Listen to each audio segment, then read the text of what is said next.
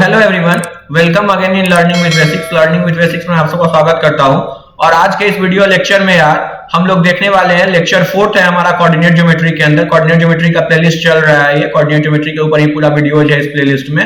तो third lecture तक हम लोग कवर कर लिए थे, ये हमारा 4th लेक्चर है। थर्ड लेक्चर में मैंने आपको जहां छोड़ा था उससे जस्ट आगे का कंटिन्यूएशन है ये। उसमें मैंने आपको बताया था कि डिस्टेंस फार्मूला से रिलेटेड कुछ एक आध क्वेश्चन में जो बच गया था वो मैंने कराया था। उसके साथ साथ problem based on quadrilateral based problem हम लोग क्वाड्रिलेटरल बेस्ड प्रॉब्लम किए थे उसमें, ठीक है। और उसको मैंने पूरा डिटेल में आपको समझाया था। उसमें मैंने एक रेक्टेंगल प्रूफ करवाया था और इस वीडियो लेक्चर में हम लोग एक स्क्वायर प्रूफ करेंगे। अगर हो सके वीडियो का लेंथ ज्यादा एक्सटेंड नहीं किया तो एक एग्जांपल इसमें हम लोग और कवर अप करेंगे, क्योंकि उस वीडियो का लेंथ ऑलरेडी बहुत एक्सटेंड हो गया था। तो मैं नहीं चाहता हूं कि ज्यादा लेंथी वीडियो हो, मैं चाहता हूं कि शॉर्ट वीडियो रहे, ठीक है। तो सबसे पहले अगर आपने चैनल को सब्सक्राइब अब तक नहीं किया तो आप सब्सक्राइब कर लो, बेल आइकन दबा लो, नोटिफिकेशन मिलता रहे, दोस्तों के साथ शेयर कर लो और फिर कम बैक हो जाओ और फिर कंटिन्यू करो यहाँ से, ठीक है। तो हम लोग देखते हैं quadrilateral based problem coordinate geometry के अंदर क्या है। तो अब हम लोगों को प्रूव करना है कि हम लोग के पास दिया गया पॉइंट्स है A 1,2, B 5,4, C 3,8 and D -1,6 और ये दे दिया गया है। इसमें इस बार क्या है कि पॉइंट्स मेंशन कर दिए गए हैं। इस बार हम लोग को वर्टेक्स का नाम भी दे दिया गया है क्वेश्चन में। और इस बार अब हमको प्रूफ करना है कि ये सारे के सारे वर्टेक्स किसके वर्टेक्स हैं? स्क्वायर के वर्टेक्स है। तो मान के चलो अभी एजम्पशन के लिए, अभी तो हम लोग प्रूफ नहीं ना हुआ है कि ये स्क्वायर है, लेकिन चूंकि क्वेश्चन में देखने से ही मोटिवेशन आए कि इसको प्रूफ कर लेना है कि ये स्क्वायर है, इसके लिए मैं आपको स्क्वायर इसको बना ही लेता हूं। A 1,2, B 5,4, C 3,8 और D -1,6। आप किसी ऑर्डर में रखो, ये आप पे डिपेंड करता है। कोऑर्डिनेट जरूरी नहीं है कि आप मेरे जैसे मेरे फैशन में ही रखो, आप अपने फैशन में भी रख सकते हो। A B C D, हाँ, लेकिन ये होना चाहिए कि ऑर्डर सेम होना चाहिए। Like A B C D नीचे से गए, A B C D ऊपर से गए, या इस तरफ से गए A B C D, ठीक है। तो the order must be maintained, order maintained रहना चाहिए, ठीक है। और अगर हम लोग सुविधा के लिए इसमें क्या बोलते हैं कि डायगोनल को भी डॉटेड लाइन से रिप्रेजेंट करके ड्रॉ कर लेते हैं, ठीक है। तो डायगोनल भी अपना ड्रॉ हो गया। अगर ये स्क्वायर है, अगर ये क्वाड्रिलेटरल स्क्वायर है तो कंडीशन क्या वैलिड होना चाहिए? सारा का सारा साइड्स का लेंथ बराबर आना चाहिए और डायगोनल का लेंथ भी बराबर होना चाहिए। तो थोड़ा सा मुश्किल नहीं है, मुश्किल कुछ भी नहीं है, थोड़ा सा लेंथी हो सकता है लिखना, मतलब ज्यादा बना। अच्छा एक बात बताओ, ट्रायंगल ज्योमेट्री ये सब में जितना ज्यादा गंदा चीज प्रूफ करना पड़ता था, क्या उससे भी ज्यादा गंदा कोऑर्डिनेट ज्योमेट्री है यार? कोऑर्डिनेट ज्योमेट्री से आसान पूरे मैथमेटिक्स ब्रांच में कुछ भी नहीं लगता है मुझे, समझ में आ रहा है? ट्रिग्नोमेट्री के बाद यही है जो सबसे इंटरेस्टिंग चीज है, ठीक है। खैर इट डिपेंड्स, चॉइसेस डिपेंड्स, ठीक है, डिपेंड करता है पर्सन टू पर्सन। चलो ठीक है, लेकिन फिर भी सिलेबस में है तो पढ़ना तो पड़ेगा ही हम लोगों को। तो अब हम लोग फटाफट एक एक करके कैलकुलेट करते जाते हैं। तो आप ए बी कैलकुलेट करो, ए बी कैलकुलेट करो। x2 - x1 का होल स्क्वायर मतलब 5 - 1 का होल स्क्वायर, और 5 में से 1 को घटाओगे, मैं फटाफट कर रहा हूं कैलकुलेशन। तो 5 में से 1 को आप घटाओगे तो कितना होगा? 4 का स्क्वायर, और 4 का स्क्वायर कितना होगा? 16, और प्लस y2 - y1 मतलब 4 - 2, 4 - 2 का मतलब 2 और उसका स्क्वायर तो मतलब 4। तो ये कितना हो गया? √20, और √20 कितना हो जाएगा? 4√5। सॉरी, √20 कितना हो जाएगा? 2√5। हड़बड़ी में गड़बड़ हो गया ना, 2√5। ये कितना हो गया? अच्छा हड़बड़ी किससे करना है यार, मैं चाहता हूं वीडियो का लेंथ ज्यादा बड़ा ना हो, ठीक है, इसलिए ये ऐसे हो गया। ये भी मैं कर ही देता हूं ताकि आपको प्रॉब्लम ना हो। 4 × 5 और √4 क्या हो गया? 2 और ये हो गया 5। चलो ठीक है, तो ए बी कैलकुलेट कर लिए हम लोग। अब ए बी कैलकुलेट करने के बाद हम लोग कैलकुलेट करते हैं BC अपना, फिर BC कैलकुलेट कर लेते हैं।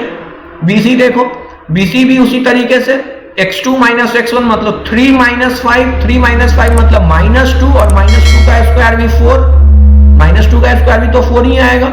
y2 - y1 मतलब 8 - 4, 8 - 4 मतलब 4, 4 का स्क्वायर 16। तो ये भी कितना हो गया? √20, और अभी √20 को ऊपर हम लोग लिखे कितना? 2√5 यूनिट्स, ठीक है। BC कैलकुलेट कर लिए। अब इसी तरीके से CD कैलकुलेट कर लो, CD फटाक से निकालो। CD कितना होगा x2 माइनस x1 मतलब -1 -3 मतलब -4 -4 का स्क्वायर कितना 16 और प्लस y2 माइनस y1 मतलब 6 माइनस 8 6 माइनस 8 कितना हो गया -2 का स्क्वायर कितना हो गया 4 ये भी कितना हो गया √20 मतलब 2 √ 5 यूनिट्स। ठीक है, अभी तक क्या पता चल रहा है कि तीन साइड बराबर आ चुका है। अब हम लोग को AD निकालना है। क्या निकालना है? AD निकालना है। तो AD का कोऑर्डिनेट आप फटाक से मैच कर लेना, मैं निकाल रहा हूं।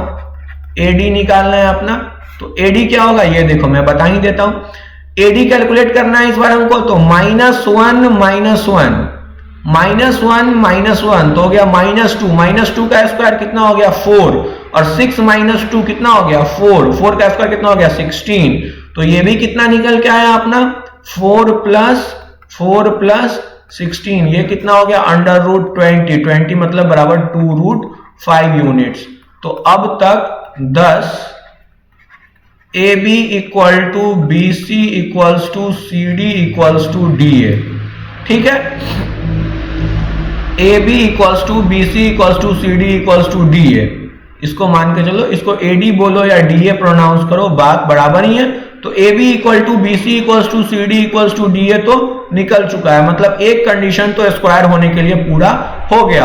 अब हम लोग देखते हैं कि इस डायगोनल का लेंथ AC, तो AC कितना हो जाएगा 3 - 1 AC कितना हो जाएगा, AC कैलकुलेट करना है तो 3 - 1। अब हम लोग AC कैलकुलेट करते हैं, तो AC कैलकुलेट करना है तो कितना हो जाएगा x2 माइनस x1 मतलब 3 - 1 का होल स्क्वायर और प्लस 8 - 2 का होल स्क्वायर, और ये कितना निकल के आएगा 3 - 1 कितना हो जाएगा 2 का स्क्वायर कितना हो जाएगा 4 और 8 - 2 6 का स्क्वायर 36। तो ये कितना हो गया √40, और √40 क्या हो गया यार, √40 को आप क्या लिख सकते हो, √40 को आप आराम से लिख सकते हो 4 × 10 और 4 को क्या लिख सकते हो 2 और √10, तो 2 √ 10 यूनिट्स हो गया। ठीक इसी तरीके से AC निकालनी है हम लोग। अब AC के बाद हम लोग BD निकाल लेते हैं। AC के बाद हम लोग क्या निकाल लेते हैं, BD निकाल लेते हैं। BD निकालने के लिए भी ठीक उसी तरीके से करेंगे, -1 - 5 का स्क्वायर और प्लस 6 - 4 का स्क्वायर। ठीक है, -1 - 5 का स्क्वायर और 6 - 4 का स्क्वायर, तो ये कितना हो गया -1 - 5 तो 6 36 हो गया, और 6 में से 4 गया तो 2 का स्क्वायर कितना हो गया 4, तो ये भी 40 हो गया। और अभी ऊपर निकाले हम लोग कि √40 कितना होता है 2 √ 10 units, 2 √ 10 units. Hence AC equals to BD, this implies diagonals भी बराबर है, दिस इंप्लाइज डायगोनल्स भी बराबर है, साइड्स भी बराबर है। It is a pen change करके लिख लेता हूं ताकि सुंदर दिखे, इट इज अ स्क्वायर। आप भी बोलोगे भैया क्या क्या बोलते रहते हो, इट इज अ स्क्वायर। ठीक है, तो ये स्क्वायर प्रूफ कर लिए हम लोग। अब इसी तरीके से सेम और भी तरह का क्वेश्चन आ सकता है जिसमें आप लोगों को बोला जाए। इस वीडियो को मैं यहीं क्लब करूंगा इसी क्वेश्चन में, क्योंकि एक क्वेश्चन से ज्यादा मुझे नहीं लगता कि अब जरूरत है। पिछली वीडियो में ही मैं करा देता अगर उसका वीडियो का लिंक बहुत बड़ा नहीं होता तो।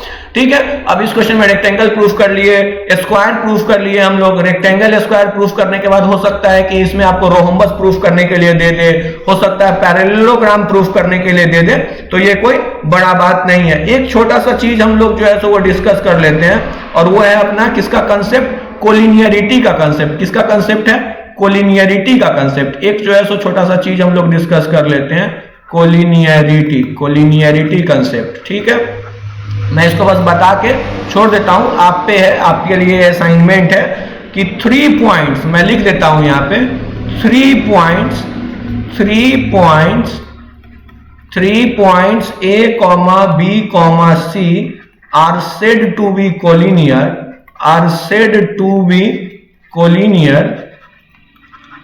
3 points A, B, C are said to be collinear if they lie on the same straight line,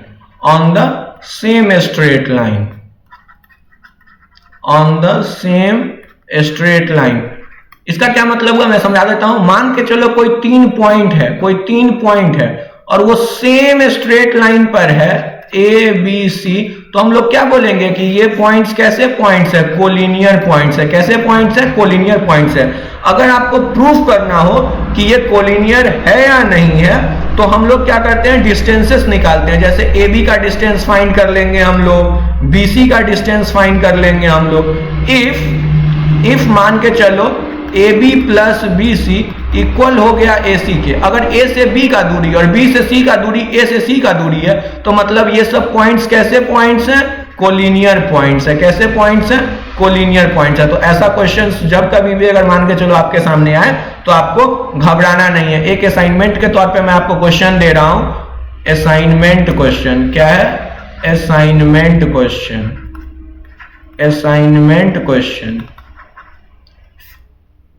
assignment question के रूप में मैं दे रहा हूं कि आपको प्रूफ करना है, आपको प्रूफ करना है, prove that A 1,1 B -2,7 and C 3,-3 are collinear, are collinear. ठीक है, ये आपको प्रूफ करना है। मैं इसका सॉल्यूशन नेक्स्ट वीडियो में डिस्कस करूंगा इस असाइनमेंट क्वेश्चन का। तो ये आपको प्रूफ करना है। इसका कंसेप्ट इसका जो कंसेप्ट है वो ऑलरेडी